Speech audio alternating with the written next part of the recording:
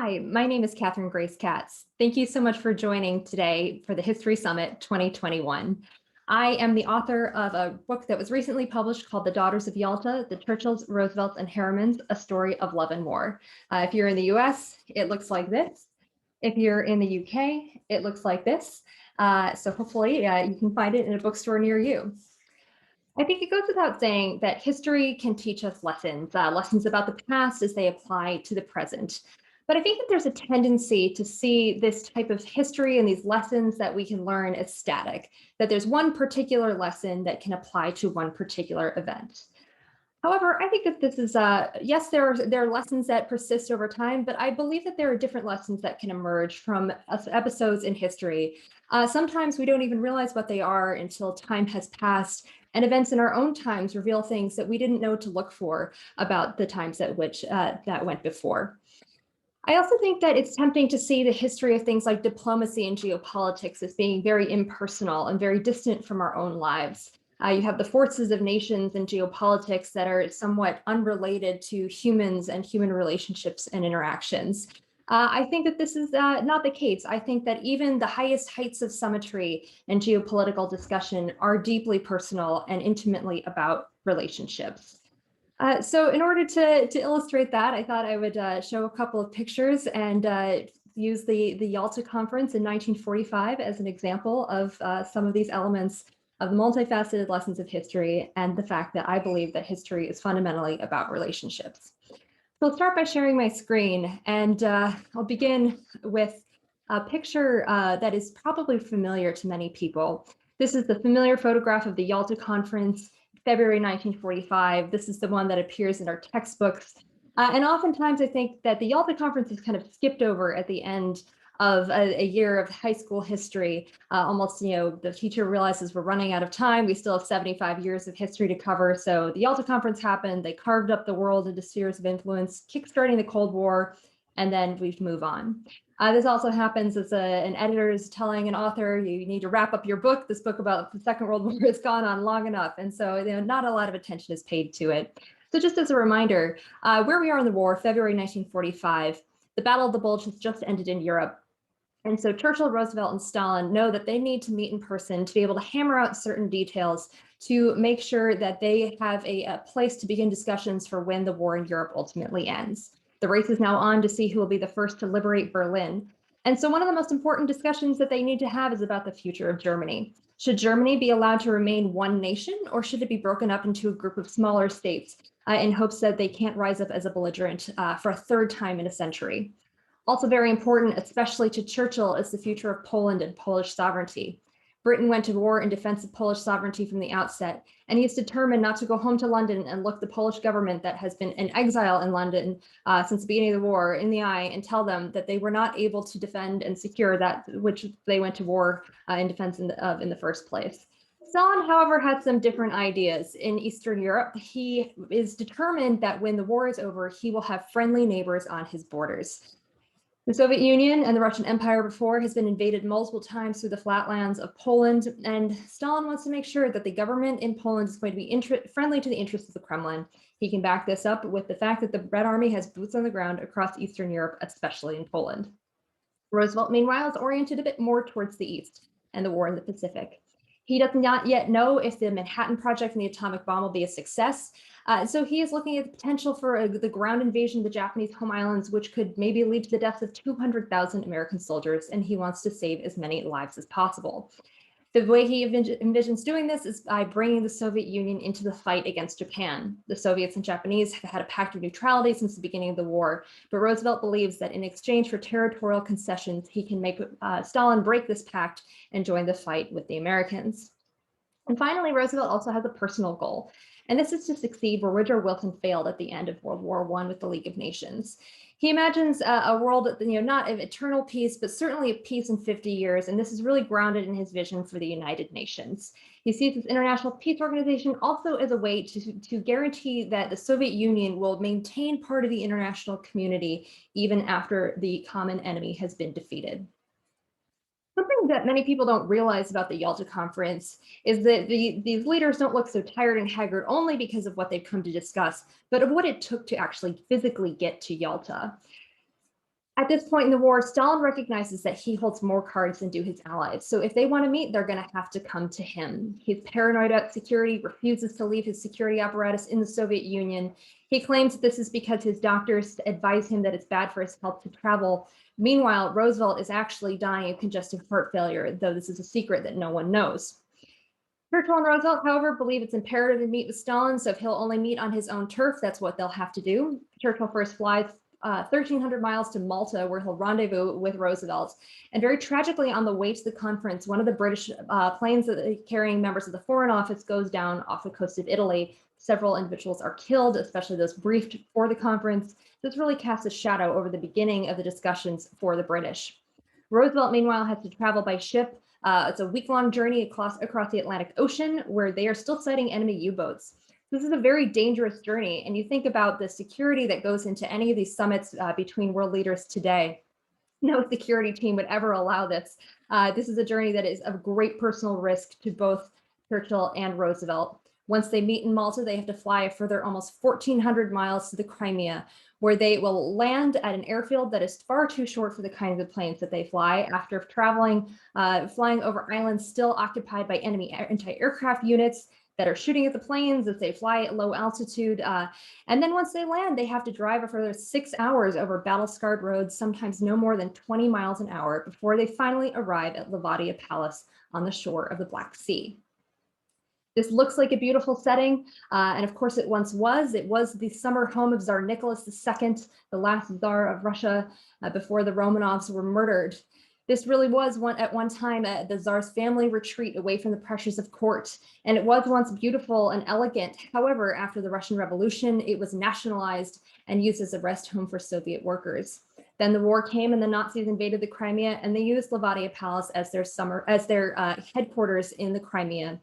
And before the Soviets pushed them out, several months before the Yalta Conference began, the Nazis stripped the palace of everything they could carry. All of the furniture, the art, the lamps, the dishes, literally even down to the doorknobs, which they could melt down and use as scrap metal. So the Soviets have a Herculean task ahead of them. So what do? They do what they do best, that's throw manpower at a problem. So in just 3 weeks, they overhaul this decrepit palace using the contents of glamorous hotels in Moscow, like the Hotel Metropole, and restocking it with everything they need, or requisitioning everyday items out of the homes of people who live in the area, such as coat hangers and ashtrays, taking these from people who literally have nothing left at the end of this war.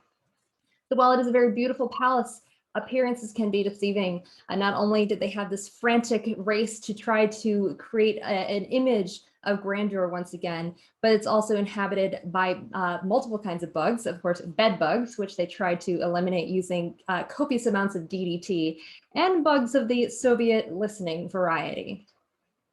So again, we have this photograph that is very famous to us, and now we know a little bit more about the story behind it. But there's another photograph taken of almost the exact same scene, just a moment apart, which shows a different perspective on this picture that we think we know so well. Off to the side, you can see 2 young women in the background. There were actually 3 young women. One falls just outside of this shot, but you can see her on B-reel footage for newsreel. And these women are Sarah Churchill, Kathleen Harriman, and Anna Roosevelt. Sarah Churchill is 30 years old. She's the daughter of the Prime Minister, Winston Churchill. Kathleen Harriman is 27. She's the daughter of the American ambassador to the Soviet Union, Averell Harriman. And Anna Roosevelt, who's not in this picture, she is 38 years old. She's a mother of 3, and of course, the daughter of the President, Franklin Roosevelt. So each of these daughters had a bit of a different story of how they came to Yalta. So we'll start with Sarah Churchill, as the story for me began with her. And if you know anything about Sarah today, it's often that she was an actress and a dancer, and that she once starred in a movie with Fred Astaire, a movie called Royal Wedding in 1951. But Sarah had a very interesting life, especially during the war. And the grounding for why she had such an interesting wartime career was really because of the relationship that she had with her father from the time she was a little girl. When Sarah was young, she and her father would spend many hours together in the gardens of their home in the country, engaged in one of Winston's favorite pastimes, and this was bricklaying, something he did to relax. And so Sarah learned over those hours and days that she spent with him in the garden how her father's mind worked. She felt that she could walk in silent step with him, where even if he wasn't speaking, she knew what he was thinking. This served her very well moving forward. She set aside her career as an actress to join the war effort, and she became a member of the women's branch of the Royal Air Force, making intelligence assessments based on recon photographs in support of Allied operations, specifically in the Mediterranean. Early in the war, Winston and Clementine Churchill decided that when Winston traveled abroad, someone from the family should go with him as a confidant and supporter, but also as an unofficial family historian, so that Winston, when he came to write his wartime memoirs later, would have a more material to rely on than just the official proceedings of the conference negotiations.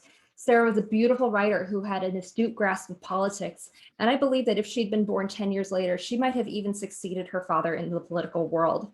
This combination of having this experience of being an actress, which lent itself so well to diplomacy, her hands-on experience of dealing with the day-to-day military aspects of the war, her beautiful writing ability, and this astute understanding of her father and the way that he thought made her the perfect person to travel with him, first to the Tehran Conference in 1943, where she served as his aide. While at Tehran, two other fathers took notice of how valuable she was to Winston. The first of these was Averell Harriman, the newly appointed ambassador to the Soviet Union. Averell Harriman is someone who was incredibly important to the 20th century, but one who's often not discussed today in general surveys of 20th century history. Averell Harriman was a dashing and glamorous man. He was at one time the fourth richest man in America, having been the chairman of Union Pacific Railroad, the owner of the banking firms, shipping businesses, manganese mine investments, Newsweek magazine, and he also founded Sun Valley, a very glamorous ski resort, the first of its kind in the United States, which he established to encourage Americans to take his train lines out west. It was also Averell Harriman who directed his engineers from the railroad to build the world's first chairlift. Averell Harriman had two daughters, Mary and Kathleen, and he was not a warm and fuzzy father when his daughters were young. He and his wife divorced, and he spent his daughter's early years chasing business deals around the world.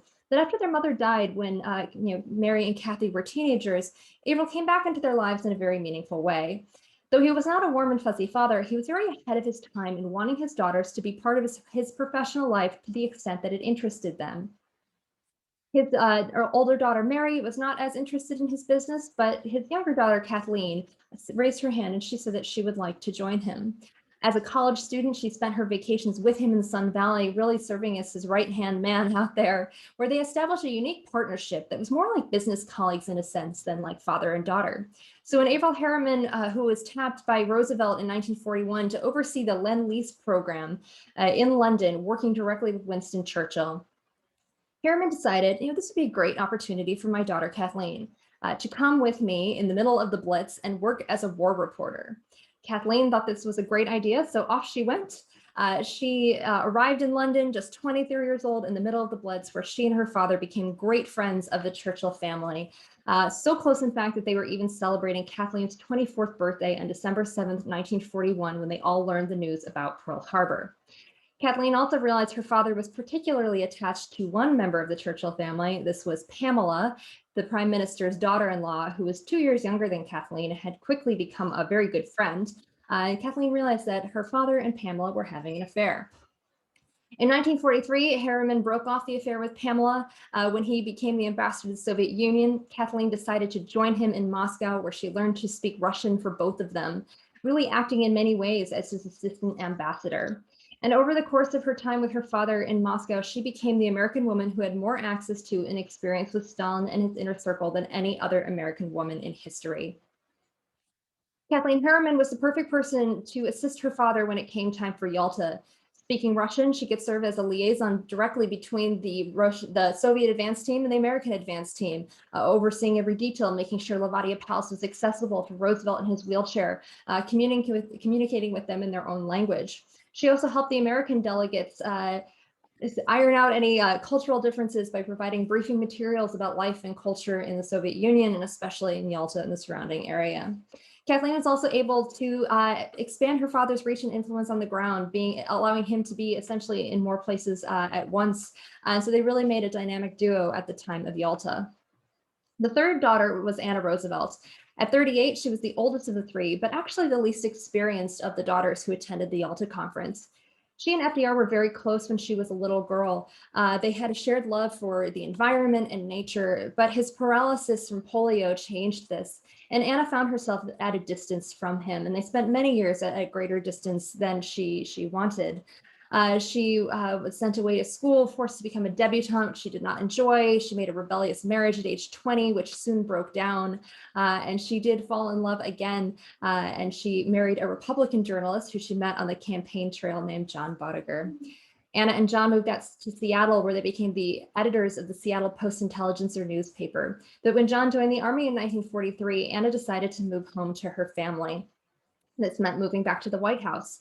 But when she arrived there, she noticed that something about her father wasn't quite right. She couldn't put her finger on what it was, but she was concerned about his health. That spring, she insisted he have a comprehensive medical examination, which revealed that he was in fact dying of congestive heart failure. Roosevelt, however, didn't want to know what was wrong with him. And you can imagine, as a wartime president, this understanding of your mortality could jeopardize everything that you've been working towards, and perhaps sap you of the will to continue just when victory is so finally close, nearly in sight. But he began to notice that Anna was doing something to protect him, helping to determine who really needed to have an audience with the president and who could meet with someone else, almost as his gatekeeper, sometimes going so far as to take papers out of his inbox at night and distribute them to others who could handle them. And though he didn't know exactly what she was doing or why she was doing it, he knew it was important. So in January 1945, he cabled his friend Winston Churchill and said, "If you're thinking of bringing Sarah to another of these conferences, I'm thinking of bringing my daughter Anna." So Anna finally has her opportunity that she's been hoping for since she was a little girl, to recapture this closeness and be essential and invaluable to her father. But she also knows that this journey with him will likely be the last time she has such a chance. And so she arrives at Yalta carrying the secret, this deadly secret, of the fact that he's dying, all the while trying to cope with the sense that this is probably her last time with him at his side. The three daughters who attended the Yalta Conference, they each had different skills and experiences which made them invaluable to their fathers at Yalta, but they all kind of occupied a similar role of daughter diplomats, where they were serving in a quasi-official capacity. Not like someone from the State Department or Foreign Office who spoke specifically for their government, but in a betwixt and between role, which was very valuable in this environment where deception and a lack of trust seemed to override all of the negotiations and the discussions. So they could have subtle conversations, deliver nuanced messages that a more official representative could not. They could also report back to their father about some of these discussions that they'd had, and even had the chance to go out into the local community and meet some of the Russian people, Soviet people, whose lives were literally being reordered by the conversations their fathers were having in the conference room. So very powerful roles for them to play, and each of them in different ways was invaluable to their father at this crucial moment on the precipice between World War and Cold War. So where does that leave us? What lessons can we derive from the Yalta Conference today? For many people, I think that the Yalta Conference symbolizes something like a Munich of the East, a sellout to Stalin, much like the sellout to Hitler at Munich in 1938. However, I think there's more nuance to that, of course. It's not quite as simple, not as black and white as saying that we sold out to Stalin. For things to have been different, we would have had to have made more aggressive moves on the Western Front so that the Soviets couldn't have a toehold in Eastern Europe, which would have meant rearmament years earlier. So it is very complex and nuanced, and it's important to understand those nuances. But there are other lessons too that we can derive from Yalta. One of these is the idea about what is the appropriate role for the unelected family members of an elected official to play in his or her public duties. They say when you marry someone, you marry their family, and to some extent, when you elect someone, you elect their family. The first spouse has a clearly defined role, but what about adult first children? How involved should they be?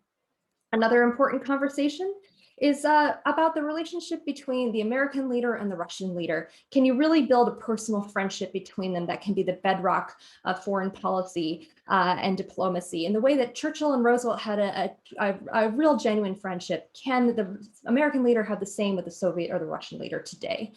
Also very important, and this is something that only occurred to me in more recent times, is lessons about transparency in a president's health, especially as we have lived through this global health crisis.